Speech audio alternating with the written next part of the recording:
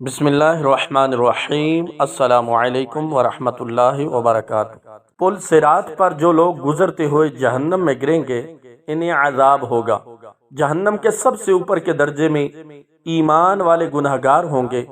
جب بہت عرصہ گزر جائے گا تو اللہ تعالیٰ اپنی حکمت سے ان کے اور کافروں مشرکوں کے درمیان کی آگ کو شیشے کی مانند بنا دیں گے۔ کافر اور مشرک جب مسلمان گناہگاروں کو دیکھیں گے کہ وہ بھی جہنم کی آگ میں جل رہے ہیں تو وہ مسلمانوں کو طعنہ دیں گے، ہم نے تو اللہ تعالیٰ کا انکار کیا جس کی وجہ سے ہم جل رہے ہیں، لیکن تم لوگ تو خدا کو مانتے تھے، رسول اللہ صلی اللہ علیہ وسلم کو مانتے تھے، اور اس کے باوجود بھی ہماری طرح جل رہے ہو۔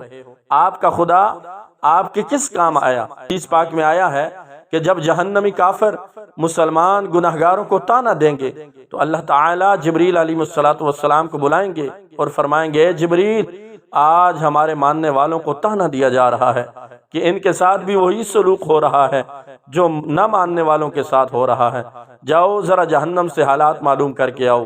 چنانچہ جبریل امین علیہ السلام جہنم میں جائیں گے، جہنم کے دروازے پر دروغہ کھڑے ہوں گے اور دروازہ کھول کر حضرت جبریل امین علیہ السلام کو اندر داخل کریں گے۔ جب گنہگار مسلمان ان کو دیکھیں گے تو وہ فرشتوں سے پوچھیں گے یہ کون ہے؟ اس وقت ان کو بتایا جائے گا کہ یہ وہ فرشتے ہیں جو تمہارے پیغمبر علیہ السلام کے پاس وحی لے کر جاتے تھے۔ جب ان کے پاس نبی رحمت صلی اللہ علیہ وسلم کا تذکرہ کیا جائے گا تو اس وقت گنہگار لوگوں کو نبی علیہ السلام کی یاد آئے گی، وہ کہیں گے واہ محمد۔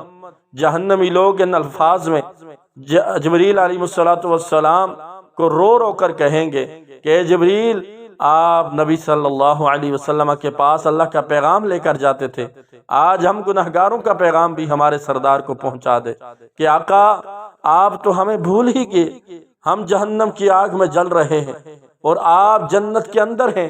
جبریل علیہ السلام ان کے ساتھ وعدہ کریں گے کہ میں آپ کا پیغام اللہ تعالیٰ کے محبوب صلی اللہ علیہ وسلم کو ضرور پہنچاؤں گا۔ چنانچہ جبریل علیہ السلام جہنم سے باہر آئیں گے تو اللہ رب العزت فرمائیں گے، جبریل علیہ السلام، آپ نے میرے محبوب علیہ السلام کے گنہگار امتیوں سے جو وعدہ کیا ہے اس وعدے کو نبھانا ضروری ہے۔ لہٰذا جبریل علیہ السلام جنت میں جائیں گے۔ اس وقت نبی اکرم صلی اللہ علیہ وسلم جنت الفردوس میں انبیاء کی مجلس میں منبر پر تشریف فرما ہوں گے۔ جبریل علیہ السلام کو جب آتے دیکھیں گے تو فرمائیں گے، جبریل آج کیسے آنا ہوا؟ تو جبریل علیہ السلام عرض کریں گے کہ میں آج آپ کی امت کے گناہگاروں کا پیغام آپ کے پاس لے کر آیا ہوں۔ جب نبی کریم صلی اللہ علیہ وسلم یہ سنیں گے کہ میری امت کے کچھ گناہگار ابھی بھی جہنم میں ہیں تو آپ صلی اللہ علیہ وسلم حیران ہوں گے کہ اچھا مجھے تو خیال ہی نہیں تھا۔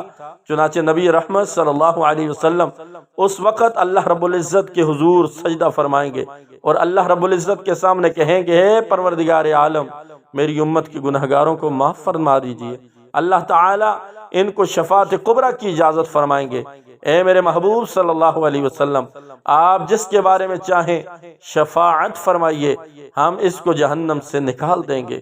شفاعت کبریٰ کی یہ خوشخبری سن کر نبی مکرم، شفیع معظم، رسول محتشم، امام الانبیاء صلی اللہ علیہ وسلم جہنم کی طرف چلیں گے۔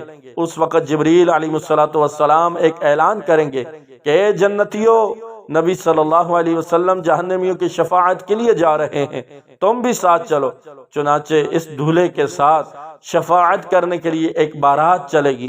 نبی علیہ السلام شفاعت فرمائیں گے، دیگر انبیاء کرام بھی شفاعت فرمائیں گے، جس کا جو بھی واقف ہوگا ہر اس بندے کو جہنم سے نکال لیا جائے گا۔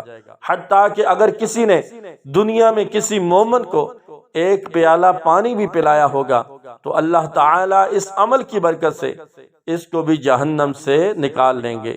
جب سب لوگ شفاعت کر چکیں گے تو اللہ تبارک و تعالیٰ فرمائیں گے، اے میرے پیارے محبوب سرور دو جہاں صلی اللہ علیہ وسلم، میں نے آپ سے وعدہ کیا تھا کہ میں آپ کی امت کے 3 لب بھر کر جہنم سے نکالوں گا۔ چنانچہ رب العزت اپنی قدرت کے دونوں ہاتھوں سے جہنم سے 3 لب بھر کر نکالیں گے، یعنی جیسے آدمی دونوں ہاتھوں سے آٹا نکال لیتا ہے یا پانی بھر لیتا ہے، اس لب میں اس امت کے کھرب کھرب لوگ ہوں گے جن کو اللہ تعالی اپنی رحمت سے جہنم سے نکال دیں گے۔ ان کے جسم جل جل کر کوئلے کی طرح کالے ہو چکے ہوں گے۔ اللہ تعالی کی طرف سے حکم ہوگا کہ ان کو نہر حیات سے غسل دیا جائے۔ چنانچہ جب ان کو غسل دیا جائے گا تو ان کے جسم بالکل ٹھیک اور سلامت ہو جائیں گے، لیکن ان کے ماتھے پر عطاء الرحمن کا نام لکھ دیا جائے گا، جس کا مطلب یہ ہوگا کہ رحمان نے اپنی رحمت سے ان کی بخشش کر دی ہے۔ اس کے بعد ان کو جنت میں بھیج دیا جائے گا۔ اب نبی رحمت صلی اللہ علیہ وسلم کی امت کا کوئی گنہگار بھی پیچھے نہیں رہے گا، سب کے سب بخش دیے جائیں گے۔ اللہ تبارک و تعالی سے دعا ہے اللہ تعالی ہم سب کو بھی حضور کی شفاعت کبریٰ نصیب فرمائے۔